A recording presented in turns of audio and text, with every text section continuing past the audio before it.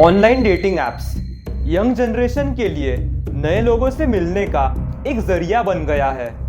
लेकिन जब आप किसी ऐप या वेबसाइट का इस्तेमाल करके पहली बार किसी से मिल रहे हो तो कहीं ऐसा ना हो कि आप किसी ऐसे इंसान से मिलो जिसकी आप उम्मीद ही नहीं कर रहे थे। क्या होगा यदि आपका मैच जिस पर्सन के साथ हो जाए वो कोई आत्मा निकली तो। Hello everybody and welcome to my channel scarescape stories. इस कहानी का नाम है टिंडर हॉरर स्टोरी। कहानी का पहला किरदार अभय नाम का एक कॉलेज जाने वाला स्टूडेंट है। उसका एक क्लासमेट है जिसका नाम है हर्ष। उसके अलावा उसका और कोई दोस्त नहीं था।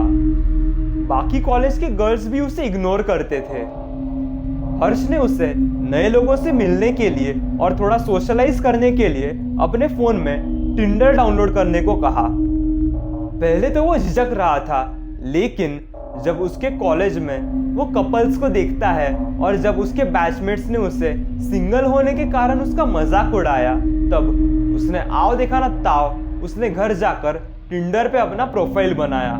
उसे लगभग एक हफ्ते तक कोई मैच नहीं मिला। जब वो ऐप को अनइंस्टॉल करने जा रहा था, उसे एक नोटिफिकेशन आया जिसमें लिखा था कि उसे एक नया मैच मिल गया है। अचानक वो चौंक गया और उसने शनाया नाम की एक लड़की को देखा। दिखने में वो बहुत खूबसूरत थी। उसके शरीर पर कुछ टैटूज थे। उसने उसकी कुछ तस्वीरें देखी और उसे एक मैसेज भेजा। हाय, मैं बहुत खुश हूँ कि हम दोनों का मैच हो गया है। लगभग आधे घंटे के बाद उसे एक मैसेज मिला जिसमें लिखा था, हे अभय, तुमसे मिलके अच्छा लगा। फिर वो चैटिंग करने लगे।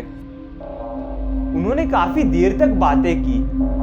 तब से हर दिन सुबह सुबह वो अपना फोन नए मैसेजेस के लिए चेक करता था। ऐसा कई हफ्तों तक चलता रहा। वो घर पे पढ़ाई नहीं करता था या अपने क्लासेस में ध्यान भी नहीं देता था। वो ना तो ठीक से खाना खाता था और ना ही ठीक से सो पाता था। एक दिन अभय ने शनाया को साथ में कॉफी पीने के लिए पूछा। उसने हाँ कहा और उन दोनों ने मिलने का फैसला किया। अगले दिन वो कॉफी शॉप के अंदर बैठकर उसका इंतजार कर रहा था। थोड़ी देर बाद शनाया दरवाजे से अंदर आ रही थी। वो बेहद खूबसूरत लग रही थी। वो दोनों बातें करते हैं और फिर एक दूसरे को डेट करने लगते हैं। एक दिन अभय ने उससे अपना कॉलेज कैंपस दिखाया और फिर उसके बैचमेट्स और सीनियर्स जैसे स्टूडेंट्स ने अभय को शनाया के साथ देखा। ये खबर कॉलेज में फैल गई। अगले दिन शाम को उसे हर्ष का फोन आता है। उसका कहना है कि लोग पहली बार तेरे बारे में बात कर रहे हैं। अभय कहता है कि वीकेंड में शनाया और मैंने ट्रैकिंग पे जाने का प्लान बनाया है। फ्री होगा तो तू भी आ हमारे साथ। वो कहता है, हाँ मैं जरूर आऊंगा।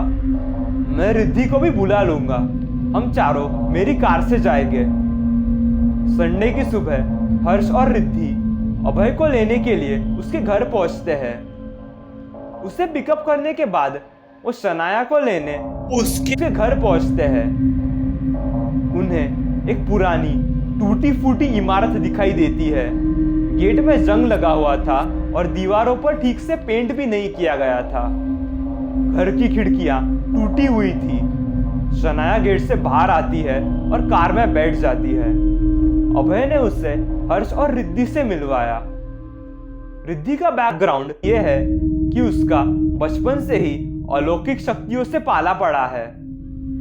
जो चीजें आम लोग नहीं देख सकते हैं वो रिद्धि देख सकती है। उसने एज सच कोई आत्मा या भूत प्रेत नहीं देखे हैं, पर वो कई बार उनके संपर्क में आई थी। उससे लगा कि शनाया में कुछ गड़बड़ है। उसकी ऊर्जा या ऑरा ने रिद्धि को बहुत अजीब महसूस कराया। जब भी रिद्धि शनाया की ओर देखती थी और शनाया उसकी आंखों में घूरती थी, तब उसकी दिल की धड़कन अचानक तेज होने लगती थी। वो ये बात हर्ष को बताना चाहती थी, लेकिन वो ऐसा नहीं कर सकी क्योंकि उसे डर था कि हर्ष उसे पागल समझेगा। वो ट्रेकिंग के स्पॉट पर पहुंचते हैं। हर्ष ने अपनी कार पार्क की और चारों जन अपना ट्रैक शुरू कर देते हैं। पहाड़ों पर पहुंचने का रास्ता जंगल से होकर जाता था। अभय सबसे पहले थक गया था और उससे और आगे तक नहीं चला जा रहा था, इसलिए हर्ष उसके साथ कुछ देर तक रुकता है। इसी बीच शनाया कहीं भटकने लगती है और रिद्धि अपनी क्यूरियोसिटी या अपनी जिज्ञासा के कारण उसका पीछा करने लगती है। उसका पीछा करते हुए शनाया कहीं गायब हो गई। उसने चारों ओर देखा लेकिन वो उसे ढूंढ नहीं सकी। वो पीछे मुड़ती है और उसने जो देखा उस पर उसे विश्वास नहीं हुआ। उसकी सांसें तेज होने लगी। शनाया का चेहरा और उसका शरीर बिल्कुल बदल गया था। उसका चेहरा अब एक बूढ़ी औरत में बदल गया था, जिसकी त्वचा रूखी और सूखी थी। उसने एक काले रंग का गाउन पहना हुआ था। वो केवल अपने पैरों के सहारे एक पेड़ पर चढ़ने लगी। ये एक काफी भयानक दृश्य था। वो रिद्धि की आंखों में घूर रही थी और मानो उसके अंदर के सारी एनर्जी खींच रही थी। रिद्धि हर्ष को ढूंढने के लिए दौड़ने लगती है, लेकिन कोई ताकत उसे आगे बढ़ने से रोक देती है। वो ताकत उसे पीछे मुड़ने पर मजबूर कर देती है और उसने देखा कि वो चुड़ैल उससे कुछ दूरी पर खड़ी है और उस चुड़ैल ने अपना लंबा हाथ रिद्धि के तरफ उठाया। वो अपने हाथों के इशारों से रिद्धि की गर्दन जोर से दबाने लगी।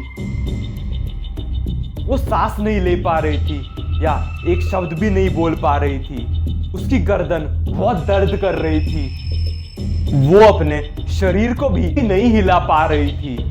अपने आप उसके पैर जमीन से ऊपर उठने लगे और फिर वो बेहोश होकर जमीन पर गिर गई। कुछ देर बाद हर्ष और अभय ने उसे जमीन पर लेटा हुआ पाया। शनाया अपने पहले वाले रूप में बदलकर पीछे से आती है और कहती है कि वो भी रिद्धि की तलाश कर रही थी। वो जल्दी से उसे हॉस्पिटल ले जाते हैं। हर्ष बहुत परेशान था और हॉस्पिटल में ही रुका हुआ था। दोपहर में शनाया अभय को फोन करती है और कहती है कि वो आज रात उसके घर पर कुछ मूवीज देखना चाहती है। अभय तुरंत हाँ कर देता है और काफी देर तक उसका इंतजार करता है। रात में वो उसके घर पहुंचती है। इस बार दिखने में वो पहले से थोड़ी डरावनी लग रही थी। उसके बाल खुले थे और चेहरे पर एक तरह का गुस्सा था। वो कुछ थ्रिलर मूवीज देखना शुरू करते हैं। मूवीज में कुछ डिस्टर्बिंग सीन्स थे और वो फिल्म के किरदारों को दर्द में देखकर हंसने लगती है। उसके बाद वो अभय से कुछ डरावनी और खौफनाक चीजों के बारे में बात करना शुरू कर देती है। अभय को ये सब बातें सुनकर बड़ा अजीब लगा और वो पानी पीने के लिए किचन में चला गया। पानी पीते समय उसके मन में कई विचार चल रहे थे। उससे लगा कि शनाया कुछ ठीक नहीं है। फिल्म में परेशान कर देने वाले दृश्य को देखकर शनाया ने जो स्माइल दी, उससे ऐसा लग रहा था जैसे उसने ये सब सीन्स बहुत एंजॉय किया है। जब वो पानी पीने के बाद अपने कमरे के भीतर जाता है, तब वो शनाया को खिड़की के सामने एक कुर्सी पर बैठकर कुछ बड़बड़ाते हुए पाता है। उसकी गर्दन इधर उधर घूम रही है।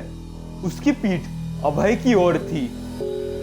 जैसे जैसे उसका डर बढ़ता गया, उसका शरीर सुन्न हो गया। उसने अपना हाथ शनाया के कंधे पर रखा।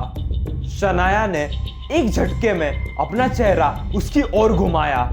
उसका चेहरा अब एक बूढ़ी औरत के चेहरे में बदल गया। अभय जमीन पर गिर गया।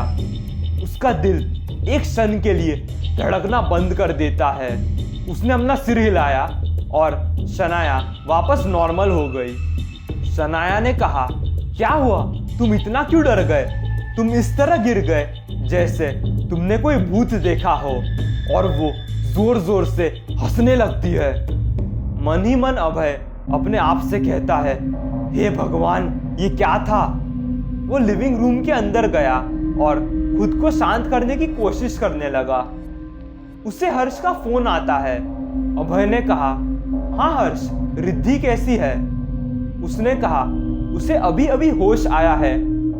इस वक्त तू कहाँ है? अभय ने कहा, मैं अपने घर पर हूँ, शनाया भी यही है।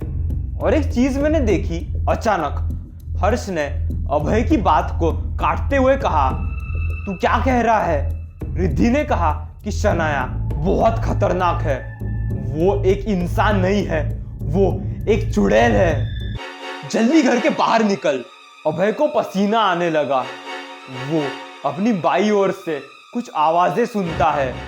वो धीरे धीरे अपनी गर्दन उस दिशा में ले जाता है। वो शनाया को एक चुड़ैल के रूप में देखता है। उसके बाल उसके चेहरे को ढक रहे थे। अभय धीरे धीरे उसे देखते हुए कुछ कदम पीछे लेने लगता है, जबकि वो चुड़ैल धीरे धीरे अपनी गर्दन उसकी ओर घुमाती है। जैसे ही उसने कॉरिडोर में दौड़ना शुरू किया, वो चुड़ैल चिल्लाते हुए उसकी ओर दौड़ने लगी। अभय जल्दी से कॉरिडोर के एंड में जो बाथरूम था उसमें घुस जाता है और दरवाजा बंद कर देता है। वो चुड़ैल पागलों की तरह जोर जोर से दरवाजा पीटती है। अभय बाथरूम में रात गुजारता है। सुबह सब कुछ शांत हो जाता है और वो अपने दोस्त हर्ष को मेन डोर पर दस्तक देते हुए पाता है। अभय ने दरवाजा खोला। वो हर्ष को रात में जो कुछ भी हुआ उसके बारे में बताता है। हर्ष ने उसकी बातें सुनी और उस चुड़ैल ने रिद्धि के साथ क्या किया वो भी बताया। वो दोनों जाकर पुलिस को ये सब रिपोर्ट कर देते हैं। जांच के दौरान उन्हें पता चला कि ये लड़की शनाया अब जिंदा नहीं है। टिंडर डेट पर जाने के बाद वो लापता हो गई। आज तक अभय को उस लड़की के बुरे सपने आते हैं। उसके सपनों में वो उसके पीछे दौड़ रही थी। उसकी पीली आंखें और उसके नुकीले दांतों का दृश्य अभय कभी भुला नहीं पाएगा। उम्मीद है आप लोगों को भी ये कहानी पसंद आई। कहानी पसंद आई तो hit the like button, comment करिए और सब्सक्राइब कीजिए for even more haunted videos. अगर आपके पास भी कोई ऐसी कहानी हो वो आप मुझसे शेयर कर सकते हैं मेरे चैनल के ऑफिशियल ईमेल आईडी पे, विच इज scarescape.stories907@gmail.com, या फिर मेरे चैनल के ऑफिशियल इंस्टाग्राम आईडी पे, which is scarescape stories_YouTube। Thanks for watching.